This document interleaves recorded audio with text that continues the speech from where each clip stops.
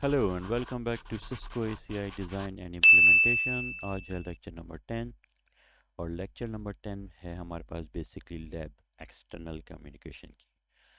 हम external communication की दो लैब्स ऑलरेडी कंप्लीट कर चुके हैं, L2 out and L3 out. This is a third one, inter VRF communication. और इसके बाद हमारे पास होगी इंटर टेनेंट कम्युनिकेशन।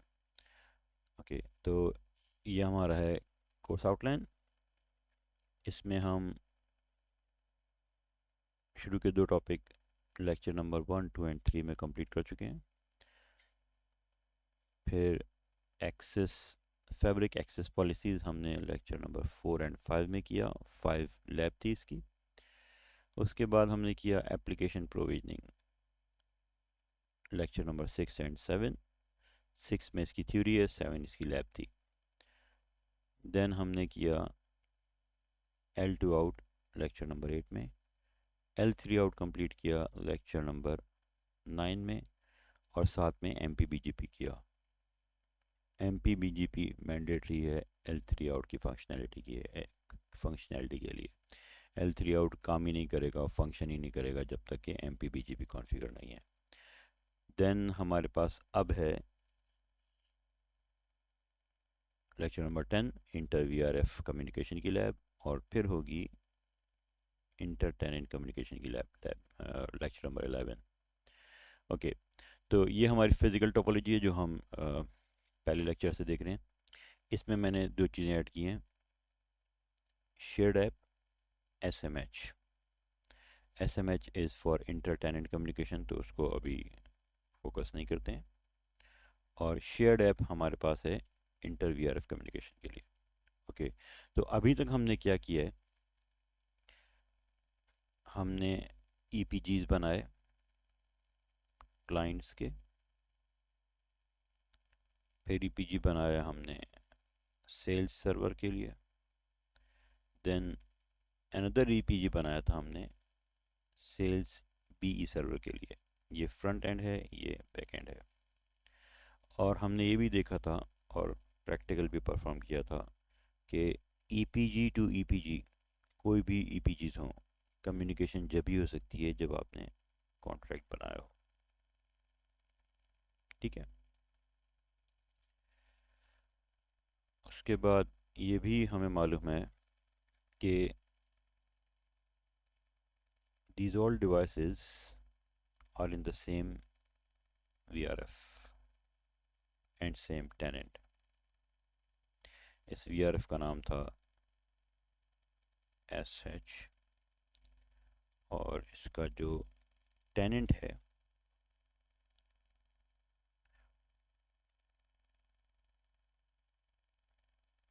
उसका नाम था UITA। अब हमारे पास जो टास्क है, जो गोल है इस लैब का, हमें करना ये है कि ये जो हमारा सेल्स FE सर्वर है, इसको एक्सेस करवाना है शेयर्ड ऐप सर्वर से, या ये कह लें कि शेयर्ड ऐप की जो वेब सर्वर है उससे एक्सेस करवाना है। हमारे पास शेयर्ड ऐप का जो सर्वर है उसके लिए मैंने क्या किया है कि एक डिफरेंट या सेपरेट VRF बना दिया है।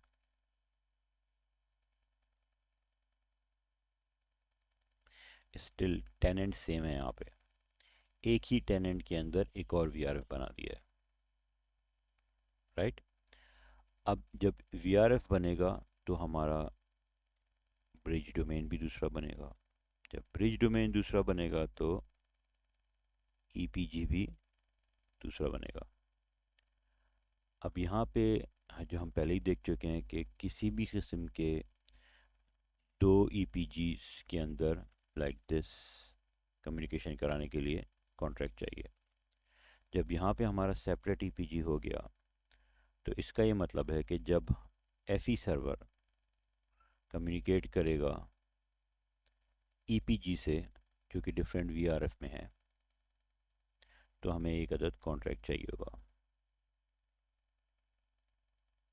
ये मैं इसलिए बता रहा हूँ डिटेल में क्योंकि ये एग्ज़ाम में क्वेश्चन तकरीबन सबके पास ही आता है। एटलीस्ट जितने लोगों से मैंने बात की है उनके पास ये क्वेश्चन आया है। तो हमारे पास यहाँ पे क्या हो गया, इस लैब में एक वीआरएफ हमारे पास ऑलरेडी बना हुआ था जो कि हमने lab lecture 7 lab application provisioning में बनाया था। एक वीआरएफ हम अभी बनाएंगे, ये रहा। अब इन दोनों के यूज़र्स में जब कम्युनिकेशन कराएंगे तो हमें ईपीजी चाहिए होगा।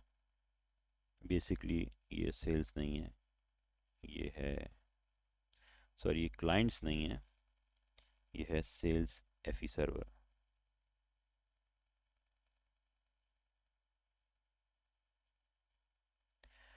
तो जब हम सेल्स एफई सर्वर की कम्युनिकेशन करवाएंगे शेयर्ड ऐप ईपीजी से तो हमें चाहिए कॉन्ट्रैक्ट। यही बात मैंने यहाँ बताई कि जब सेल्स एफई सर्वर कम्युनिकेट कर रहा है यहाँ पे ईपीजी से तो हमें चाहिए क्लाइंट, सॉरी, हमें चाहिए कॉन्ट्रैक्ट। अब जब जब आपका टेनेंट सेम है, ईपीजीज या वीआरएफ कह लें डिफरेंट है, तो जब ईपीजीज आपस में कम्युनिकेट करेंगे या ईपीजीज के अंदर यूज़र हैं जो सर्वर हैं वो आपस में कम्युनिकेट करेंगे तो कॉन्ट्रैक्ट का जो स्कोप है वो होगा टेनेंट। एग्जाम में क्वेश्चन आता है, जैसे आपसे पूछा scope of contract will be dash for inter VRF communication. अब आपके पास ऑप्शंस होंगे या वीआरएफ, ग्लोबल, टेनेंट। तो राइट आंसर है tenant. Scope of contract will be tenant for inter VRF communication. जैसे मैंने शुरू में एग्जांपल दी थी कि जो इसका आर्किटेक्चर है वो आप जहन में रखिए, बॉक्सेस, एक बॉक्स है उसके अंदर एक और बॉक्स है उसके अंदर एक और बॉक्स है। जैसे यहाँ पे ये कह लें कि जो मेन कैनवस है वो या मेन वर्क स्पेस है वो है टेनेंट। टेनेंट के अंदर हमारे पास है वीआरएफ और मल्टीपल वीआरएफ भी हो सकते हैं। लैब 7 में हमने सिंगल वीआरएफ पे काम किया था, अब लैब 10 है इसके अंदर मल्टीपल वीआरएफ है और हमें कम्युनिकेशन करानी है दोनों के बिटवीन। तो जो हमारी कम्युनिकेशन है वो इस डायरेक्शन में हो रही है।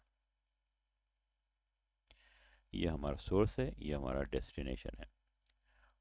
And in ACI language source और डेस्टिनेशन को कहते हैं, सोर्स होता है कंज्यूम्ड,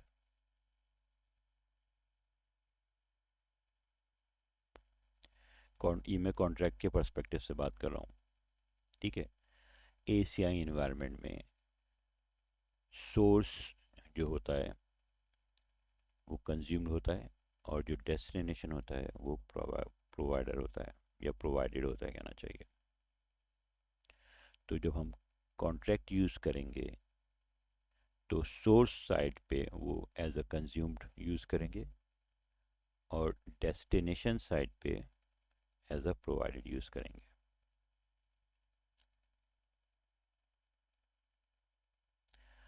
सेकंड डिफरेंस जो हमने लैब 7 की थी और जो आप कर रहे हैं उसमें, जब भी किसी यूज़र को या ईपीजी को शेयर करना होता है या एक्सटर्नल कोई यूज़र, फॉर एग्जांपल कोई L3 आउट से आ रहा है, कोई डिफरेंट वीआरएफ से आ रहा है, कोई डिफरेंट टेनेंट से यूज़र आ रहा है, तो जब ये एक्सेस करेंगे शेयर्ड रिसोर्सेज को या शेयर्ड ईपीजी को या शेयर्ड सर्वर को, तो जो हमारी प्रोवाइडेड साइड है, इस केस में शेयर्ड, उसमें सबनेट जो है वो ईपीजी के अंदर बनेगा।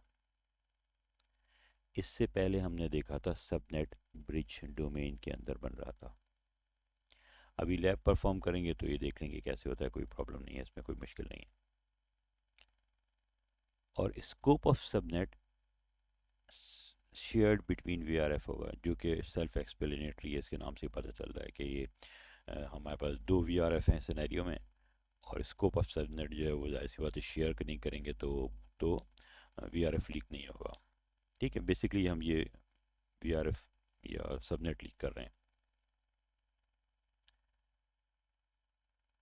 दो डिफरेंस हो गया। ये क्वेश्चन भी एग्जाम में आता है, स्कोप ऑफ सबनेट इज, अब आपको यहाँ पे शेयर्ड बिटवीन वीआरएफ लिखा दे देंगे, शेयर्ड बिटवीन टेनेंट्स लिखा दे देंगे, तो right answer is shared between VRFs. और ये मैं ऑलरेडी बता चुका हूँ कि subnet will not be under bridge domain, they will be they will come under EPG to be leaked out to the other VRF। और यही चीज़ यहाँ पे एक्चुअली मुझे ऐड करना चाहिए, VRF एंड टेनेंट, और L3 आउट के लिए भी ऐसे ही रूल है, राइट। ये हमारी एप्लीकेशन प्रोविजनिंग का फ्लो चार्ट एंड कॉन्फ़िगरेशन है, and this is for inter VRF communication. तो शुरू के स्टेप्स तो सेम है जो हम पहले कर चुके हैं लेक्चर 7 की लैब में। VRF बनाना है, पहले भी बना चुके हैं, शेयर्ड नाम का बनाएंगे, ब्रिज डोमेन बनाएंगे BD2 के नाम से, और इसको लिंक कर देंगे शेयर्ड VRF से।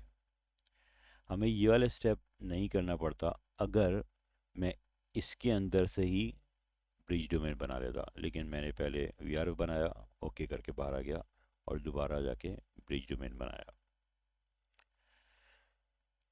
थर्ड स्टेप में हमने एप्लीकेशन प्रोफाइल बनाया, देन फोर्थ स्टेप में हम EPG बना रहे हैं और उसको लिंक कर रहे हैं ब्रिज डोमेन से। नाउ फिफ्थ स्टेप में जैसे मैंने पहले बताया था कि EPG के अंदर सबनेट बनाएंगे, और डिफ़ॉल्ट गेटवे जब आप IP देते हैं तो वो सबनेट खुद ही समझ जाता है क्या है, क्योंकि आपने सबनेट मास्क दिया हुआ होता है। ये बात मैंने पिछले स्क्रीन पे बताई थी, पिछली स्लाइड में बताई थी एग्जाम के क्वेश्चन के पर्सपेक्टिव से, कि scope of subnet will be VRF। उसके बाद स्टेप नंबर 6 में हम ये काम पहले भी कर चुके हैं, पोर्ट्स असाइन करेंगे और VLAN डिफाइन करेंगे। इस केस में हमारी पोर्ट नंबर 43 है, पोर्ट नंबर 43, और ये सिंगल फिजिकल कनेक्शन है। ठीक है, हमारे पास यहाँ पे ईथर चैनल नहीं है, तो port type path type port होगी। मोड हमारा ट्रंक है क्योंकि हम VLAN यूज़ कर रहे हैं यहाँ पे, और ये लीफ नंबर 2 पे काम हो रहा है। उसके बाद अगले स्टेप में कॉन्ट्रैक्ट बनाएंगे, और जैसे बताया था कि कॉन्ट्रैक्ट का स्कोप टेनेंट होगा। कॉन्ट्रैक्ट क्या होता है, बेसिकली कॉन्ट्रैक्ट ACL होता है।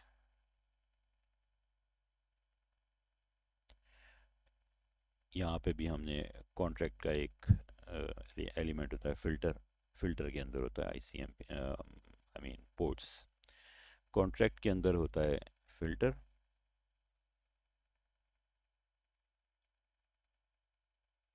और फिल्टर के अंदर होती हैं आपकी पोर्ट्स।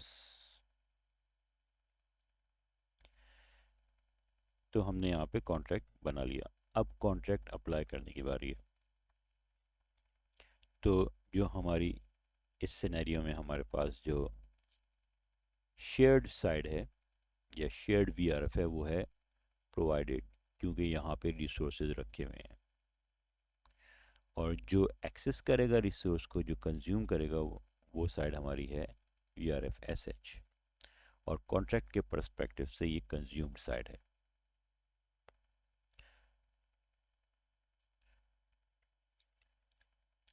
तो कॉन्ट्रैक्ट को एज अ प्रोवाइडेड ऐड करेंगे शेयर्ड साइड पे,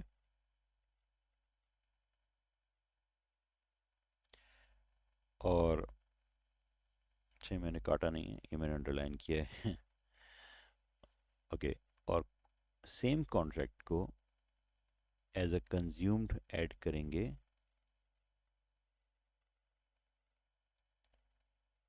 ईपीजी। ये क्लाइंट नहीं है, ये है बेसिकली एफई सर्वर। अभी जब लैब करेंगे तो उससे पहले मैं इसको करेक्ट कर दूंगा। और स्टेप नंबर 10 पे लैब कंप्लीट हो जाएगी। तो अब लैब स्टार्ट करते हैं। अभी मैं स्लाइड को करेक्ट कर देता हूँ, इस स्लाइड को यहाँ पे, और ये करेक्शन करता हूँ, उसके बाद फिर लैब स्टार्ट करते हैं।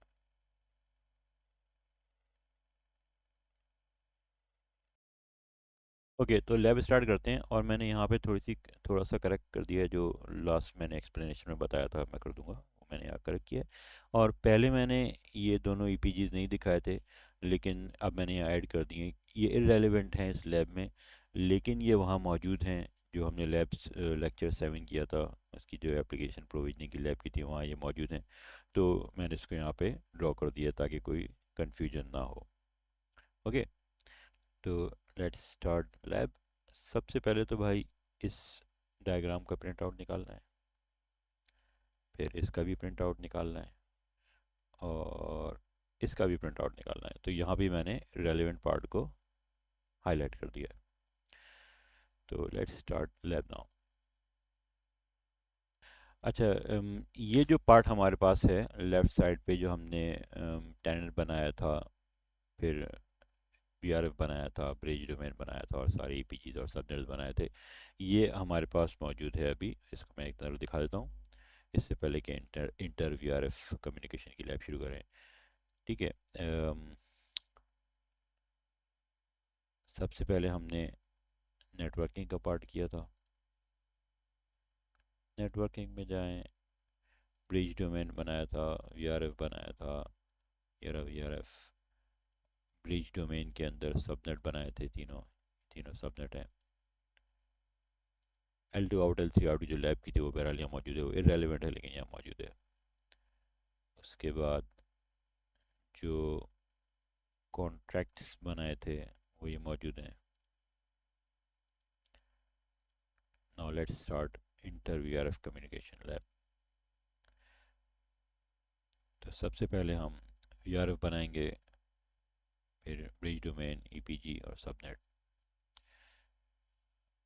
फ्लो चार्ट है हमारा। अच्छा, मैंने प्रिंट आउट निकाला हुआ है, आई होप कि आप लोगों ने भी प्रिंट आउट निकाल लिया होगा। लैब करने से पहले तीनों पेजेस के प्रिंट आउट ज़रूर निकाल लें, बहुत स्मूथली लैब हो जाएगी। ओके,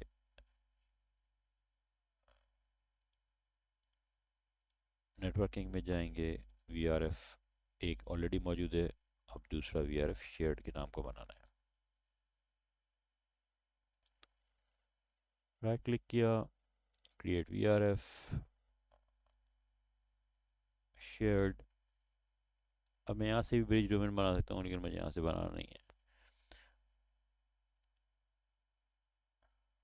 उसके बाद ब्रिज डोमेन पे जाएं, राइट क्लिक करें, ब्रिज डोमेन बनाएंगे BD2, BD-2। अब इसको लिंक करेंगे वीआरएफ से। अगर मैं वहाँ से बना देता तो मुझे लिंक करने की ज़रूरत नहीं पड़ती, लेकिन मुझे यहाँ से लिंक करना पड़ेगा। शेयर्ड के अंडर है, next next next, finish. Bridge 1 bridge 2, दो दो ब्रिज डोमेन्स बन गए। नेक्स्ट स्टेप है एप्लीकेशन प्रोफाइल। राइट क्लिक किया। अच्छा, यहाँ पे ना आप इसकी डायग्राम देख सकते हैं। अभी दूसरा बनाएंगे तो दूसरी भी आ जाएगी। राइट क्लिक किया, shared app profile, step number 3 चल रहा है हमारा, शेयर्ड ऐप प्रोफाइल। ईपीजी बनाएंगे यहाँ से, शेयर्ड ऐप ईपीजी, शेयर्ड। अच्छा, ईपीजी यहाँ से भी बना सकते हैं और अलग से जाके भी बना सकते हैं। तो वहाँ पिछली लैब में मैंने अलग से जाके बनाया था, और यहाँ मैं यहीं पे बना रहा हूँ, शेयर्ड ऐप ईपीजी। इसको ब्रिज डोमेन 2 से लिंक कर देंगे, अपडेट किया और बाहर आ गए। ठीक है, ये हमारे दो एप्लीकेशन प्रोफाइल्स बन गए। नेक्स्ट स्टेप में जो है वो ईपीजी का सबनेट बनाना है।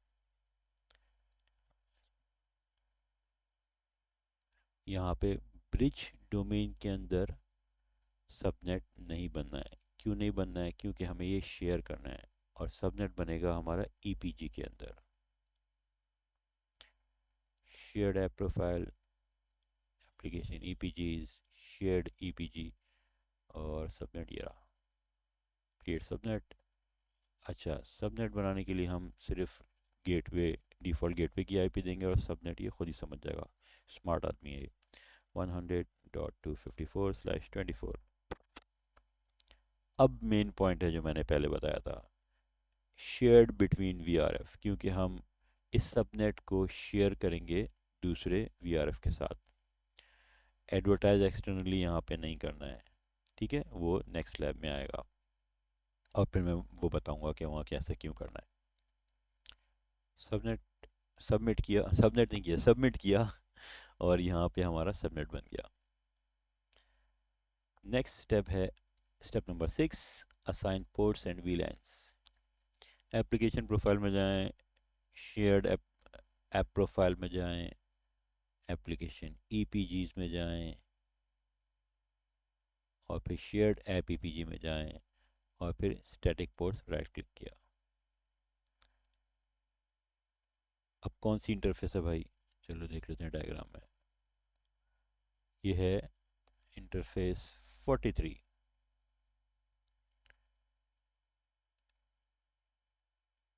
पाथ टाइप पोर्ट, ये सब इसमें दिया हुआ है। Path type port, node leaf two, exactly port number 43, VLAN 70, mode trunk. Path type mode क्यों है? इसलिए है क्योंकि हमारे पास यहाँ पे फिजिकल कनेक्शन एक है। अगर यहाँ पे हमारे पास दो होते तो इसको हम कर देते, कहाँ गया कहाँ गया आ गया, तो इसको कर देते पोर्ट चैनल। नोड है 2, पाथ है 43, वीलैन है 70, मोड ट्रंक है क्योंकि वीलैन चल रहा है। वीलैन यहाँ पे आएगा, वीलैन है 70, पोर्ट है 43। Cool, next, finish. Okay, next step है कॉन्ट्रैक्ट बनाना है।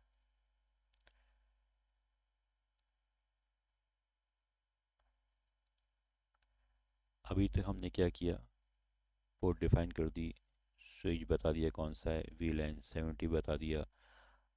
अब हमें एफई सर्वर और ये जो हमारा नया ईपीजी बना है शेयर्ड ऐप का, इसके बिटवीन कम्युनिकेशन करवानी है और उसके लिए हमें चाहिए एक अदद कॉन्ट्रैक्ट।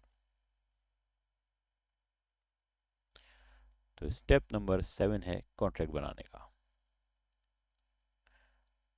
इसको बंद करते हैं, इसको बंद करते हैं, इसको बंद करते हैं। कॉन्ट्रैक्ट हमारा बनता है डायरेक्ट यूआईटी ए, जो कि हमारा टेनेंट है, उसके अंदर राइट क्लिक किया,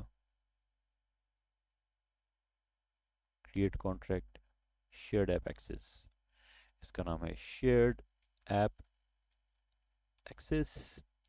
स्कोप हमारा कौन सा वीआरएफ है? स्कोप हमारा है वीआरएफ, टेनेंट और ग्लोबल। तो स्कोप हमारा रखना है टेनेंट। ये रिपीट कर देता हूँ मैं, ये एग्जाम में सवाल आता है। जब भी इंटर वीआरएफ कम्युनिकेशन होगी तो स्कोप टेनेंट होगा, और जब भी इंटर टेनेंट कम्युनिकेशन होगी तो स्कोप ग्लोबल होगा। और आपके पास एक ही वीआरएफ है, इंट्रा वीआरएफ आप कह सकते हैं, एक ही वीआरएफ के अंदर दो ईपीजीज हैं, तो कॉन्ट्रैक्ट का स्कोप वीआरएफ होगा। ओके, अब सब्जेक्ट में जाएं, सब्जेक्ट के अंदर ऐड करेंगे फिल्टर्स। फिल्टर का नाम रख देते हैं यही नाम रख देते हैं, फ़िल्टर का नाम कुछ भी रख दें, कोई फ़र्क नहीं पड़ता, क्योंकि कॉल आप करेंगे कॉन्ट्रैक्ट नेम से इसको। फ़िल्टर बनाएं, फ़िल्टर में हम वही ICMP है जो पहले बनाया था, इसको कॉल करते हैं। उसके बाद यहाँ पे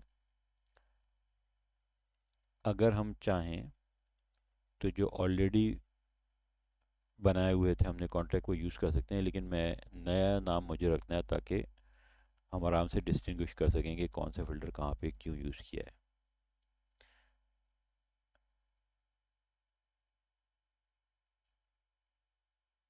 डेटाबेस हमारे पास है, सेल्स भी, ICMP। जो डेटाबेस है वो हमारा सेल्स बी के अंदर है, अगर मैं सेल्स बी कर लूँ तो बाकी भी उठा लेगा वो, ठीक है। सेल्स बी डेटाबेस के अंदर हमारा ओरेकल है, 1521 पोर्ट नंबर। सबमिट किया। अच्छा, वो कॉन्ट्रैक्ट पहले से बने हुए हैं।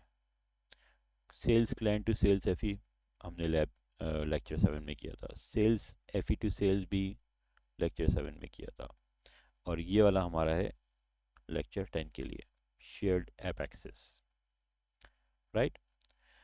नेक्स्ट स्टेप, अब जो हमने कॉन्ट्रैक्ट बनाया है उसको अप्लाई करेंगे।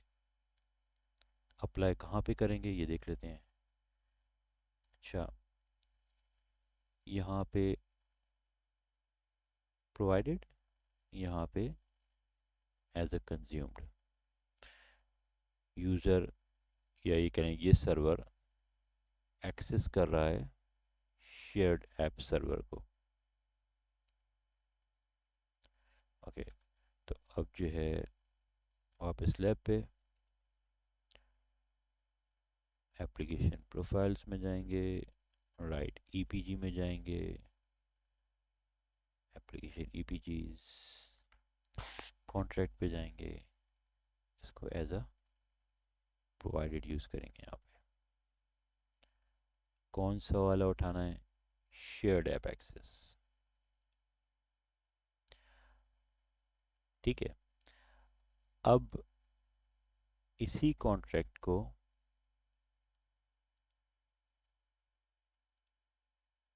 सेल्स FEEPG में एज अ कंज्यूम्ड ऐड कर देंगे। राइट क्लिक किया, कंज्यूम पे गए। अच्छा, यहाँ पे हमारे पास दो पहले से मौजूद हैं। ये कौन से वाले दो मौजूद हैं हमारे पास, जब हमने सेल्स के क्लाइंट को सेल्स के FE फ्रंट एंड सर्वर से कम्युनिकेशन करवाई थी, इसको एज अ प्रोवाइडेड किया था। फिर सेल्स के FE को सेल्स के बैक एंड सर्वर से कम्युनिकेशन करवाई थी, तो हमने सेल्स FE के कॉन्ट्रैक्ट को एज अ कंज्यूम्ड यूज़ किया था। जो मैं कह रहा हूँ, अगर ये जहन में इसको नहीं रिकॉल कर पा रहे हैं तो भाई लेक्चर 7 की लैब कर लें, याद आ जाएगा। राइट क्लिक करें, कंज्यूम करना है कौन सा वाला, शेयर्ड वाला, और यहाँ पे लैब कंप्लीट हो गई। अब देखते हैं हमने किया क्या, एक दफ़ा रिकैप करते हैं, उसके बाद फिर नेक्स्ट लैब शुरू करेंगे।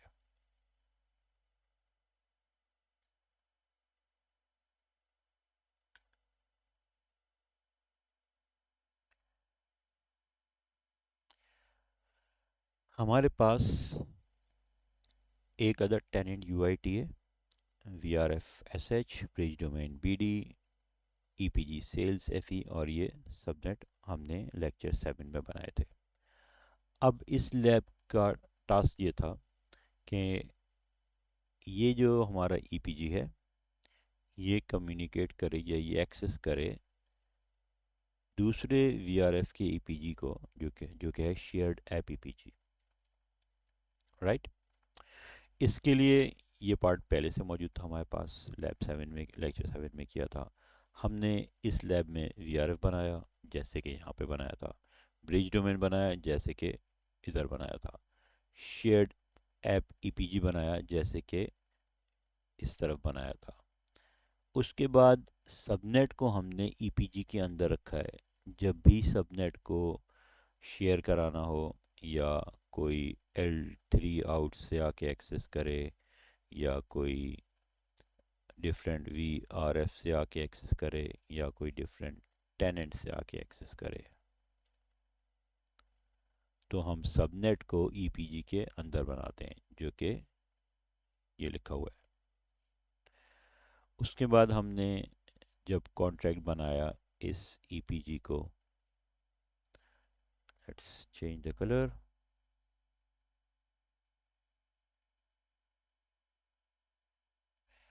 इस EPG को